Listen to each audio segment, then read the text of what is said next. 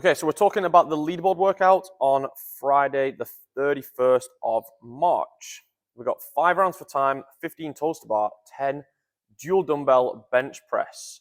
When you've done 5 rounds, you're going to rest exactly 2 minutes, and you do 3 rounds of 15 bar-facing burpees, 10 hang power cleans, 84 kilos for the guys, 61 kilos for the girls.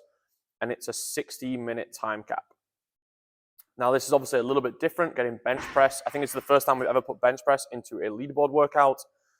And it has been used multiple times over the last couple of years at different various competitions.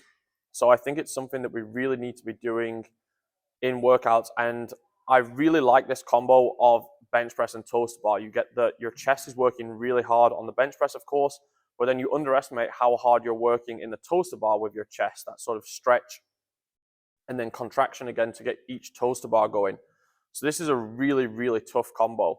And the bench press, unlike push press, once it goes, it's really hard to recover from. So you really have to know your pacing well. Make sure you watch the other video that I've attached on the standards that we're going to use for the bench press, because that's really important to keep the standards high, especially because it's a leaderboard workout and we're putting scores onto a leaderboard. So what I would suggest is breaking the toes to bar up from the start to allow you to start your bench press sooner, and ideally, if you're strong enough, to hit those bench press unbroken. A break on the bench press is much, much more costly than a break on the toes to bar. If you break a toes to bar, you drop down and you can jump back up again in 2 or 3 seconds because you have nothing extra to do. If you break your dumbbell bench press, like you put the dumbbells down on the floor, you have to pick them back up again, get them up to a support position, and then you can start. So that break is realistically 10 or even 15 seconds. So you don't want to get forced to break the bench press if you have the strength to not need to. Of course, if the weight is hard for you, then you're going to have to be a bit strategic.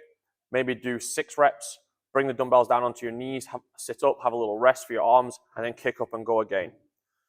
The second couplet of this whole workout is obviously going to be very challenging. The burpees, now that your chest is very fatigued.